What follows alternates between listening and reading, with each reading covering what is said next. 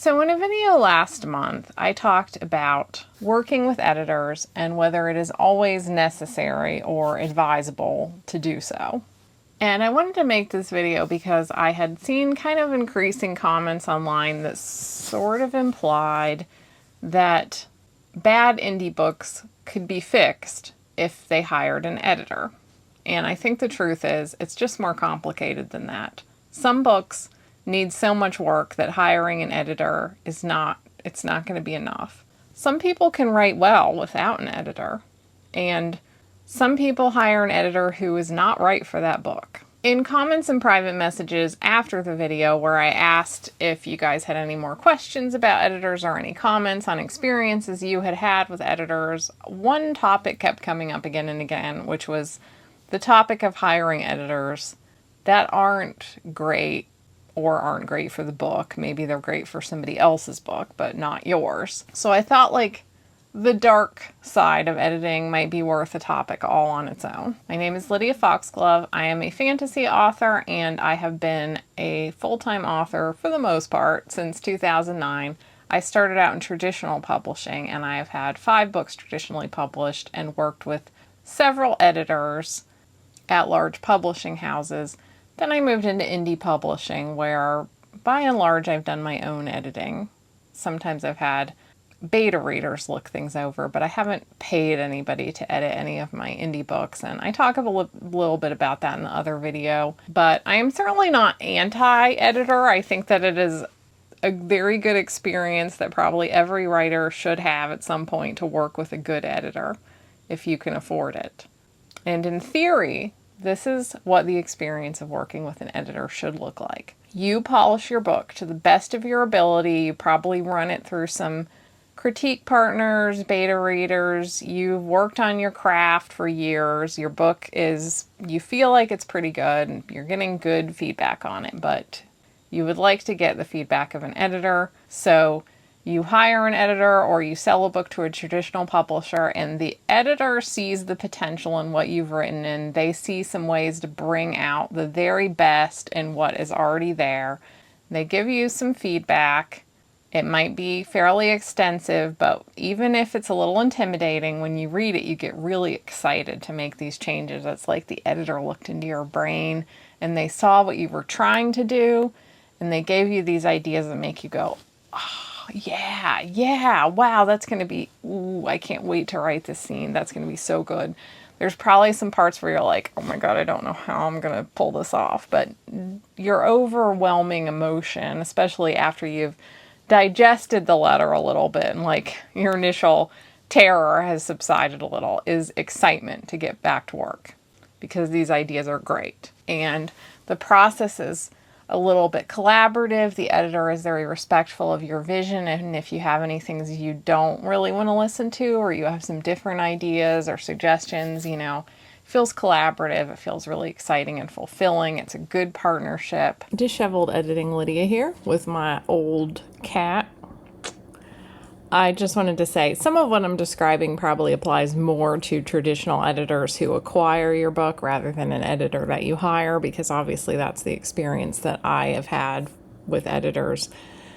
It might not be quite as collaborative with an editor that you hire, although I would imagine they'd be open to answering some questions and stuff like that. But you might not be going back and forth as much. So I just wanted to note that. And the finished product is something that you are really proud of. You look back at the old version and you're like, that was good, but this really enhanced what I was trying to do. This book is amazing. I love my editor. That's the dream scenario, and sometimes it happens. A good writer-editor relationship is absolute gold, and I think that there is a certain luck of the draw when you have an editor, that if you can find the perfect writer-editor relationship, magic can happen. It can shape a good book into a great book. It can shape a great book into a masterpiece. It can teach you things that you will carry with you into all your future projects and for the rest of your life. And some people really have a good flair for editing. I think it's also important to note that not all storytellers are authors. Some people have a much better eye for other people's work than their own. So when you're looking for an editor, you don't necessarily want the person who is the best author. You really want the person who's the best editor, whether that person has actually written books or not. By the way, I'm not a great developmental editor, and I will get people emailing me fairly frequently asking if I would do a developmental edit for their book, like look over the whole thing. I don't offer this service. And the number one reason why I don't is because I just don't feel that I'm very good at doing it. If it was something that I felt really confident in, like I was really going to help you, then that might be a service I would offer. But I'm not going to offer services just to like pick up extra cash that I feel like I am not going to do the best job. I think that I am, as a writer, very narcissistic in a way. I am much better at analyzing my own works and just thinking about my own works than I am about other people's. Now, my partner, Dade, he's really good at developmental editing, so if I ever did offer developmental editing services, I would probably ask him a lot of times, like, what do you think should happen here? Because he's better at it than me. But as of right now, I have no plans to rope him into that. And the thing about editing is, in the last video I said, like, okay, you can hire the kid who lives next door to mow your lawn, but you can't hire him to edit your book. Editing is a specialized skill, and therefore it can be expensive. But on the flip side of that, it's not like you get a degree to be an editor. Anybody can say, I'm an editor. So a lot of editors are not that good. There definitely are authors or like book influencer, writer influencer people who seem to mainly offer editorial skills as one of their main money makers, and I'm not going to obviously comment on any individual person. I'm sure a lot of them are truly passionate and good editors. But I suspect that some of them probably are not great editors. They just realize that they can leverage their social media platform or their past publishing experience into picking up some extra money as editors. And some people are good editors for some people and not for others. Just as not every book is a good fit for every type of reader, not every good editor is a good editor for everybody. Like, let's say you go to see the latest Star Wars movie with two of your friends, and you come out of the movie and you're all arguing about it. One of you loved the movie, is like, wow, this might be my new favorite Star Wars movie. The other two, not as much on board, but they have completely different reasons why they don't like this new movie. Now imagine if all those three people were editors talking about your book.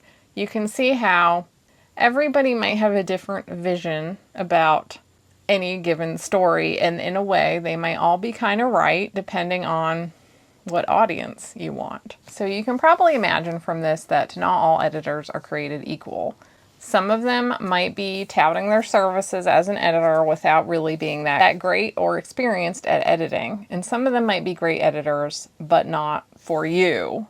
I want to tell you a story of two of my own books and two of my editorial experiences that might help to illustrate the differences in working with editors. So the first one was my debut novel, Magic Under Glass. It sold to Bloomsbury in 2008, and I had rewritten this book like from scratch twice before it got an agent and a book deal.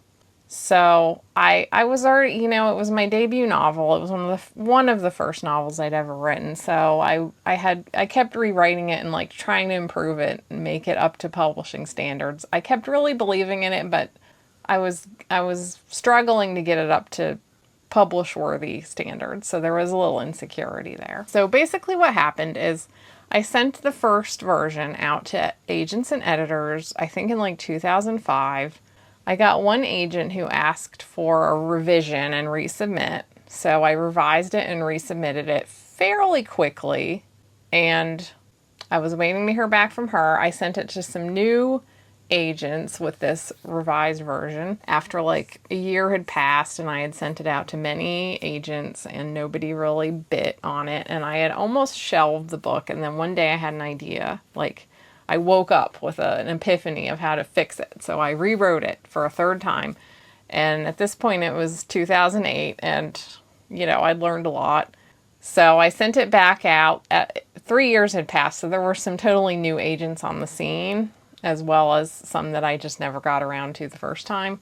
And a few agents that had given me some positive feedback the first time that I thought might be willing to look at it again. And I got some more rejections. So I asked one of my writer friends to look it over and see if she could tell me anything I could improve. Because I was like, oh, man, I really feel like this book, like I feel like I'm there, what is missing? And she had gotten a book deal. So I sent it to her. And she gave me suggestions for like a full rewrite of the book, like how to really amp it up, make it better.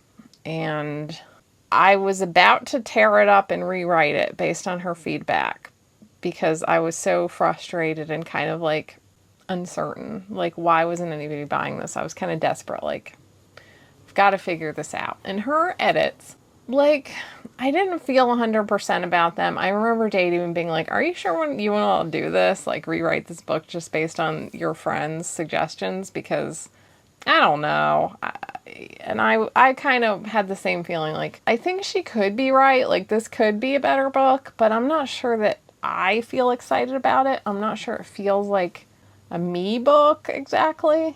But I started to rewrite it, and as I was just beginning this rewrite, I got a yes from an agent, and the book sold to publishers in 3 weeks, very quickly. So I ended up never really getting into this edit at all. Then I got an editor at Bloomsbury, and she gave me a fairly extensive editorial letter that involved a lot of rewriting, but I very much agreed with her suggestions, and it felt really good. I felt really positive about the changes. There wasn't a whole lot I disagreed with or felt weird or like this isn't quite me. The only thing I regret in hindsight is that I deleted one somewhat more reflective chapter in Magic Under Glass, just completely wiped it out, and I feel like based on what I've learned since, I would have left that in. I think that it was okay for a book to have like a chapter that's a little bit of a more inward chapter for the heroine rather than everything just being go, go, go with the plot in every chapter. So that's the only thing that in hindsight, I wish I had stuck to my guns about that chapter. But generally it was a very positive experience, and I'm glad that I didn't do the edit from the writer friend. It wasn't a bad list of suggestions by any means, but it just didn't feel right. And I probably would have gotten in a real muddle if I'd tried to do it. So then flash forward to a few years later. Now my 4th novel was out for submission, Dark Metropolis. And this one was bought by Hyperion. I had a new editor. And this time I had sent the book to another friend. I can't remember if I asked her for critique or if it was just kind of to read it. But all I know is that this friend got back to me and gave me some suggestions, and they were kind of too late. Like, I'd already sold the book and had an editor. But we talked about it on the phone, and she told me all the things that she would have done differently. And the thing about this friend is that she is a manga translator and is like a big anime fan. Like, she knows what gets me excited in a book. So as she was telling me her ideas for what to change, I was getting really like, that sounds amazing, actually.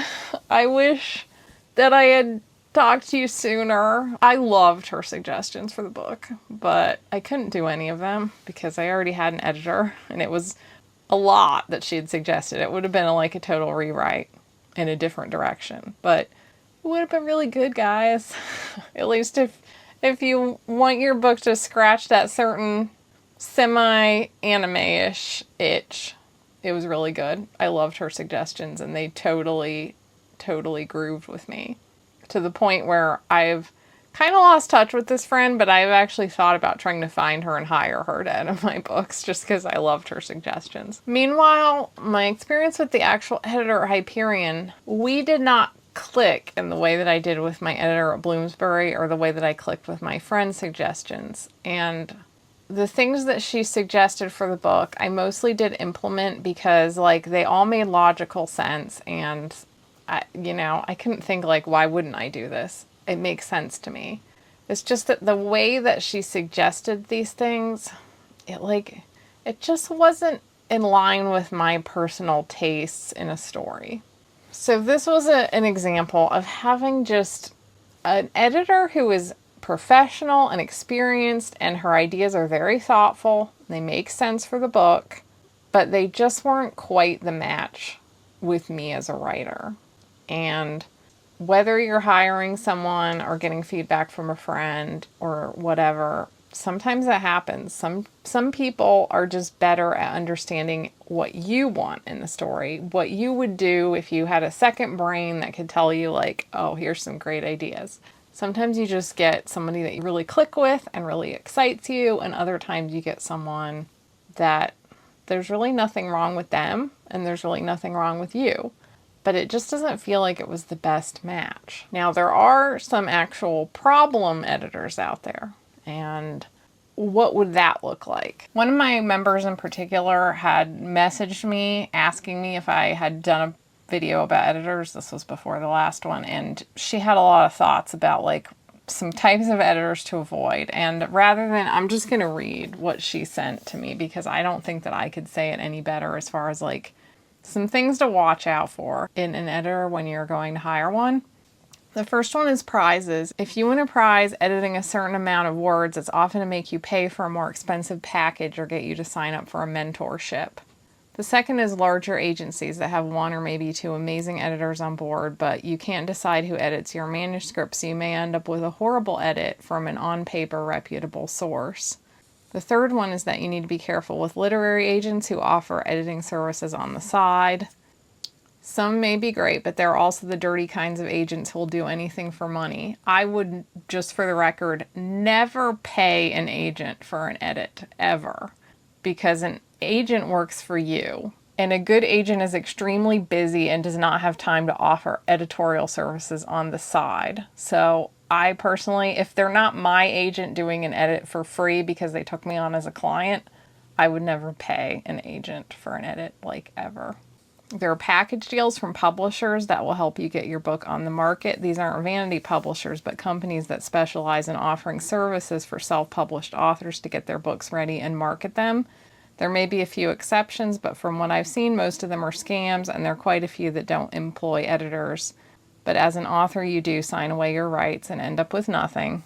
Ditto with the never pay an agent for editing services.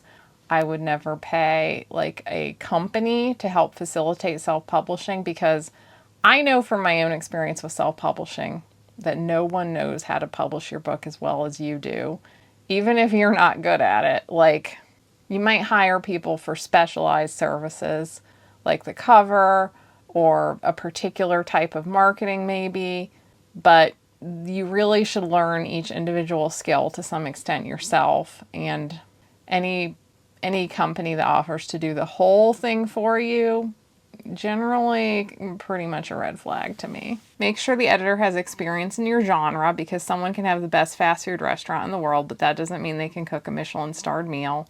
That's absolutely true. You want to hire someone who knows your genre. I have people contact me sometimes asking if I can edit their thriller or their mystery or their science fiction novel.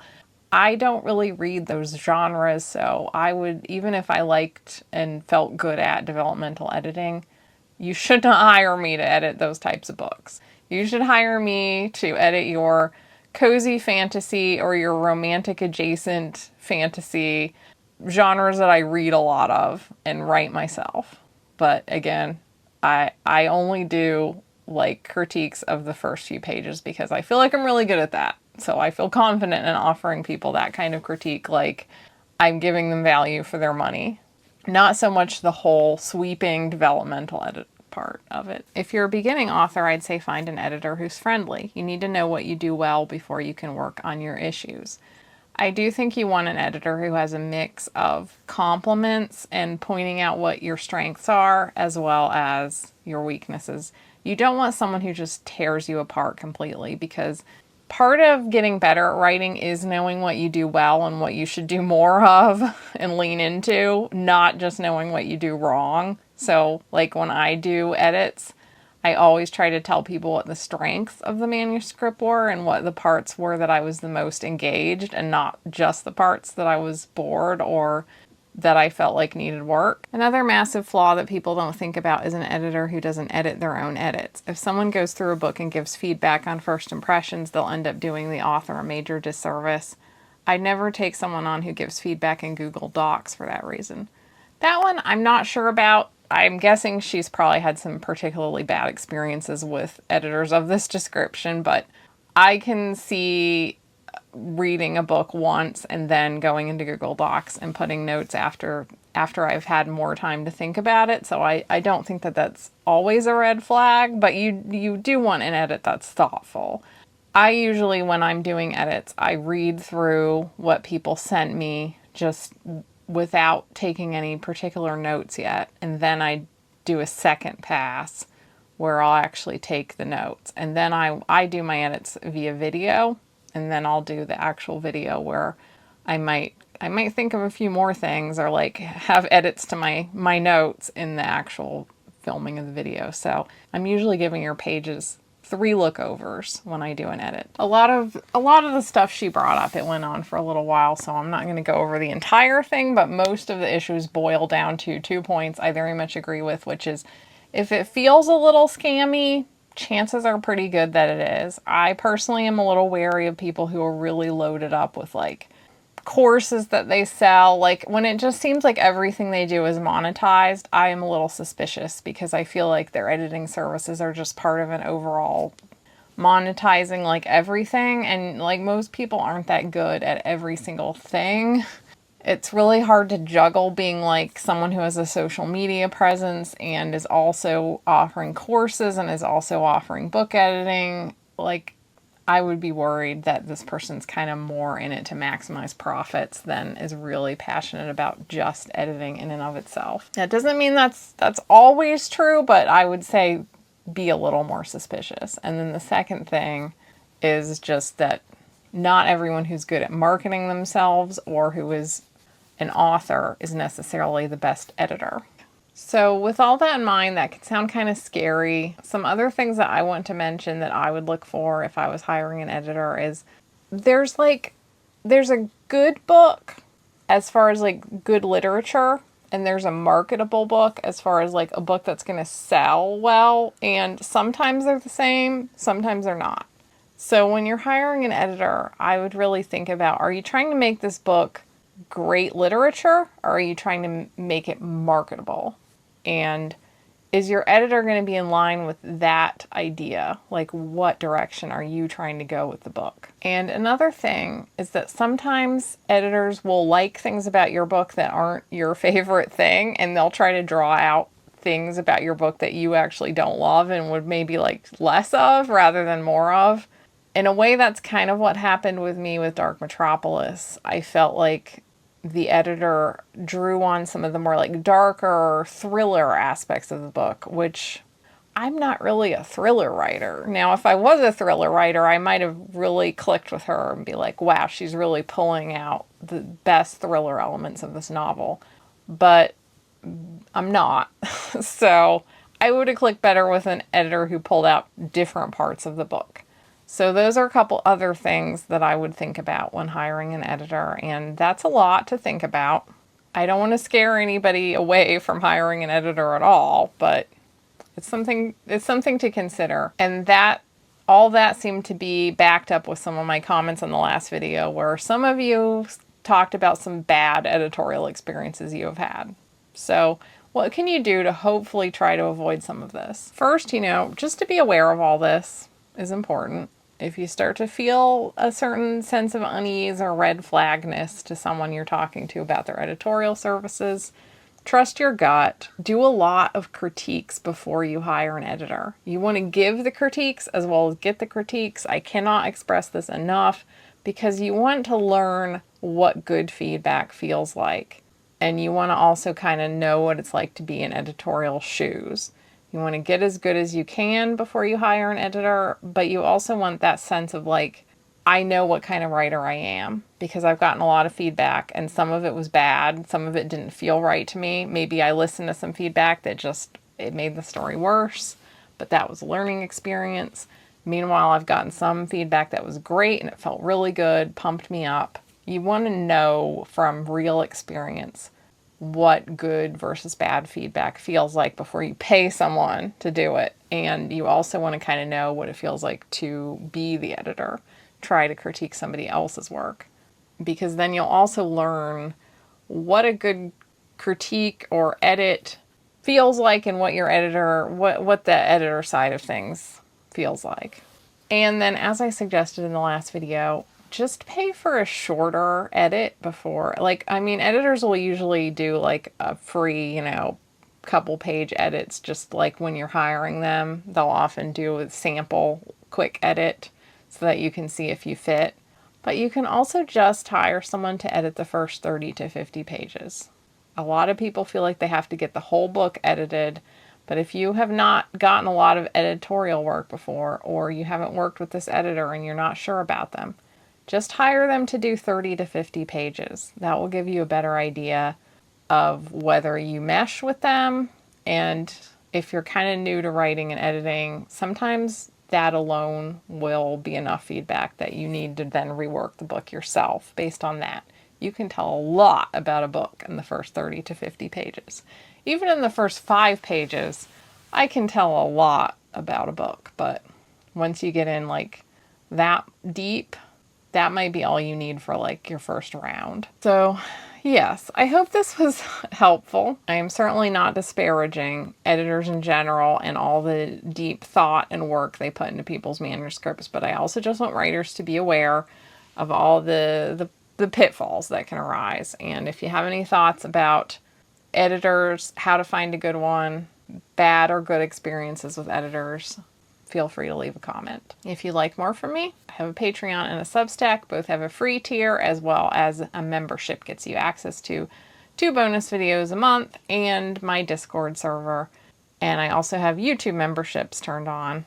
If you'd like to read any of my novels, my personal favorites, my fantasy novels, are the Hidden Land series. But you can find all of my books with a link in the description. And my free book of the month is Tasting Gretel, which is one of my steamiest fairy tale retellings based on Hansel and Gretel, but replace the witch with a mysterious fey mage. I post every Sunday at 3 p.m. Eastern. And thank you so much for watching. Don't forget to give this video a like, and thank you for supporting the channel. Bye!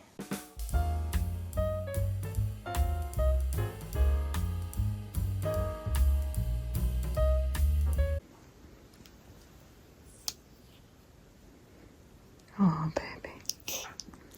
Yeah, little sleepyhead. Yeah, little sleepyhead. Yeah, I wake you up? Yeah. Oh,